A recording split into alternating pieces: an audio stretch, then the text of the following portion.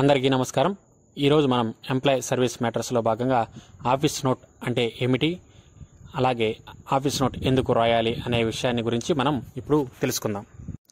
Office note కార్యాలయపు నివేదిక అంటే నియమ నిబంధనల మేరకు పరిష్కార మార్గాలను సూచిస్తూ అధికారి నిర్ణయం కోసం సమర్పించే నివేదిక।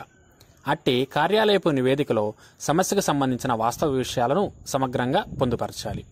అంటే విషయాలపై ఇదివరకే ఏవైనా నిర్ణయాలు తీసుకుని ఉన్న ఆధారాలు ఉన్న ఎడల అట్టి వివరాలు కార్యాలయపు నివేదికలో పొందుపరిచిన పరిష్కార మార్గం సులభంగా ఉంటుంది। మనం రాసే కార్యాలయపు నోటు కానీ ఉత్తర ప్రత్యుత్తరాలు కానీ ప్రభుత్వ పాలసీకి విరుద్ధంగా ఉండకూడదు।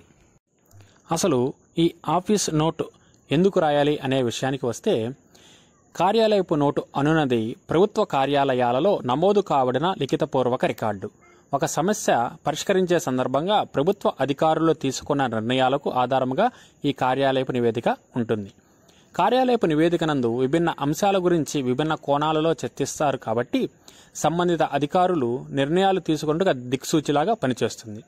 కార్యాలయపు నివేదిక ఫైలులో రికార్డు కాబడి ఉంటుంది కాబట్టి భవిష్యత్తులో అదే రకమైన సమస్య వచ్చినప్పుడు అది పరిష్కారానికి మార్గదర్శిగా కూడా ఉంటుంది।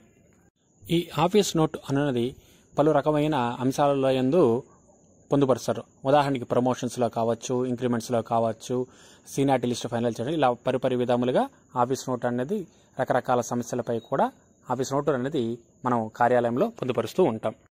ఇదండి ఆఫీస్ నోట్స్ గురించి క్లుప్తంగా మనం తెలుసుకోవాల్సిన విషయాలు। ఈ వీడియో కనుక మీకు ఉపయోగకరమైతే don't forget to like, share and subscribe my channel. Thank you.